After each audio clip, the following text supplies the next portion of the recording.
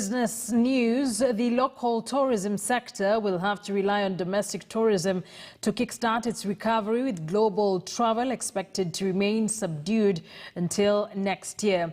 According to Tourism Cabinet Secretary Najib Balala, players will have to be innovative and diversify their product offering to attract both local and international tourists. The coronavirus pandemic has triggered an unprecedented crisis in the tourism sector, with the imposition of lockdowns, travel restriction curfews, and the closure of hospitality facilities to curb the spread of the virus. As a result, more than 90% of hotels remain closed, with direct and indirect jobs hanging in the balance. Efforts to save the sector are set to get into high gear following the launch of the National Tourism Crisis Steering Committee long-awaited report outlining a recovery framework for the sector. There will be a new normal. And if anybody thinks that life will be as it was in the tourism industry, unfortunately. According to the CS, for these plans to succeed, health and safety should be prioritized, as every single person will be more conscious of it. Players in the sector now need to invest in training their staff and ensuring their premises meet the highest standard of health safety. Every county, every property, every facility must put health and safety of their clients first. Then people will be assured.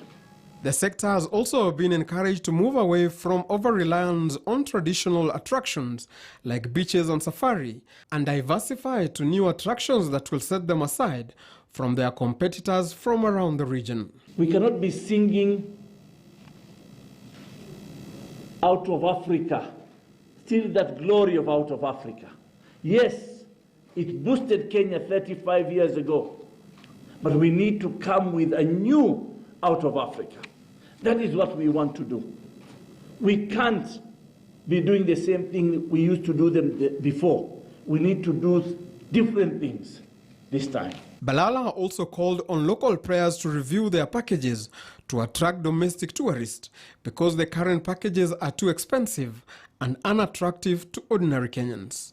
You want to charge $300 to go to Masai Mara. Domestic tourism will not pay $300 to go to Masai Mara. Domestic tourism will get $300 to go to Dubai.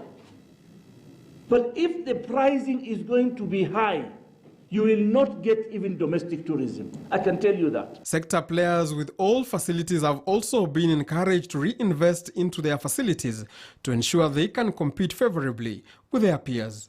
In this year's budget, the government set aside 3 billion shillings under the tourism fund to help the sector bounce back from the impact of COVID-19 pandemic. Philip Kaitan, KTN News.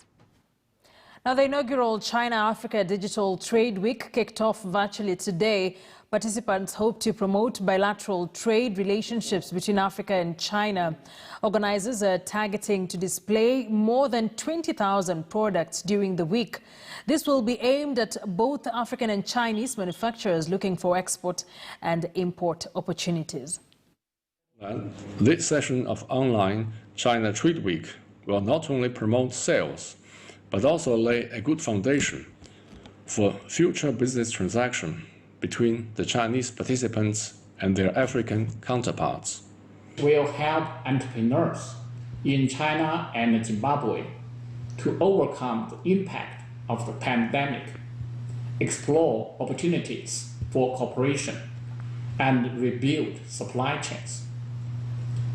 In the China-Africa Digital Trade Week, we expect the Chinese and Zimbabwe enterprises could both display their advantages, establish business ties, and promote pragmatic bilateral trade and economic cooperation.